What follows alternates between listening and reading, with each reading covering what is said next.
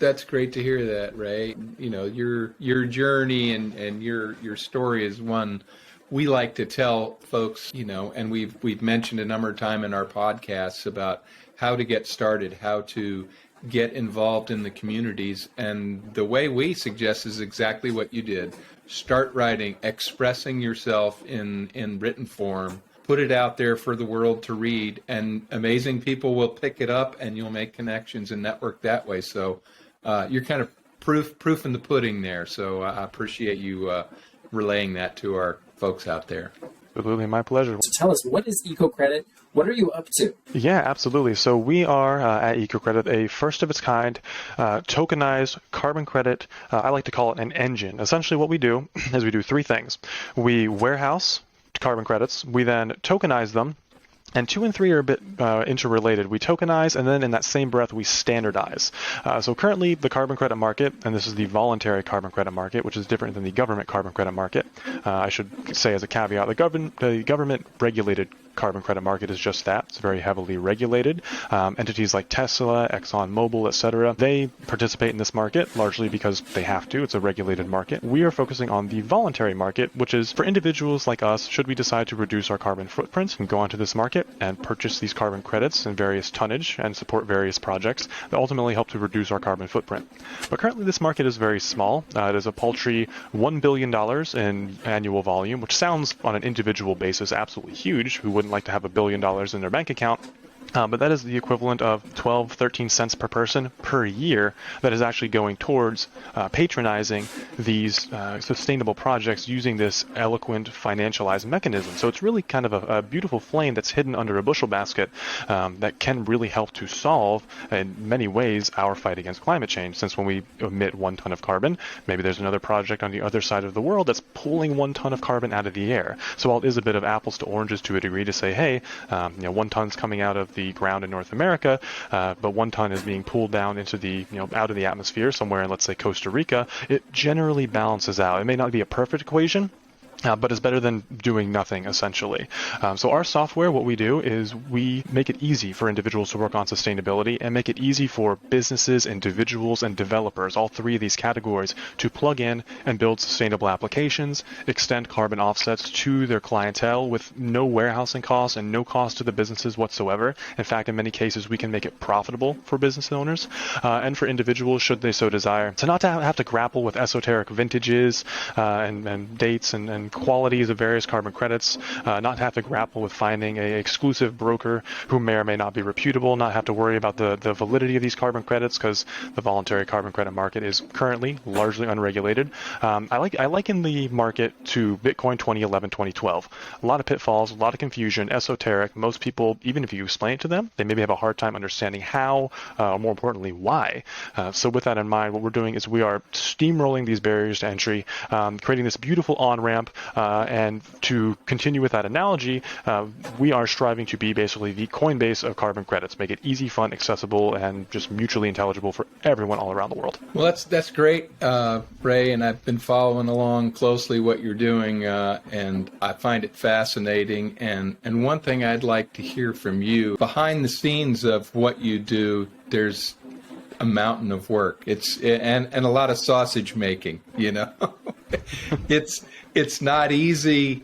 There's a lot of bumps in the roads. It can probably be really frustrating. So if you could just relate a little bit, maybe a story or an instance where somebody who doesn't know what goes on behind the scenes might be surprised actually to hear. Yeah, absolutely. A number of stories. Where to start? Perhaps the biggest interesting hiccup we've had is that we are, as a company based in blockchain, we deal in, I liken it to the physical world that everyone knows, and then almost like the spirit world, which is crypto, right? So having undertaken an IDO for EcoCredit, we first ended up with a bunch of crypto. We approached our broker. We said, hey, great news. We're ready to rock and roll. We're ready for some carbon credits. He says, fantastic. We take sterling, dollars, Thai, baht, whatever fiat currency you have. We said, wonderful. How about crypto? no dice. So we're paving some inroads there. As well, in the carbon credit market, you have what I just mentioned was known as vintages. Now, just like a fine wine, just like you have a vintage for a wine, imagine a vineyard in Argentina, so we have a country, from a specific vineyard, we'll say Rio de la Plata vineyard in Buenos Aires province, boom, there we have our vineyard, and it was made in 2013. So we have our country, we have our vineyard, we have our year. Exact same way we have carbon credits. We have the country of origin, say Argentina. We have the project, let's call it a biogas project. And we have the year, 2017 is the year it got started.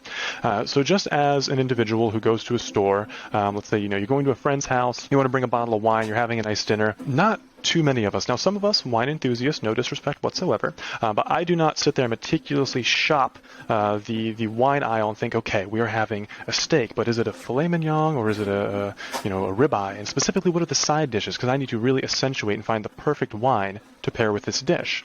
That's how the carbon credit market, the voluntary carbon credit market, again, functions currently. When you go to a broker, you say, hey, I want to buy a carbon credit. They say, fantastic. Here's the list. Choose your favorite. They say, well, what are these? How does this work? Oh, well, fantastic. We either sell courses to educate you in that, or you can maybe pick one at random, but that doesn't really engender a lot of confidence if you're just kind of throwing darts at a board and hoping you're funding your project of choice.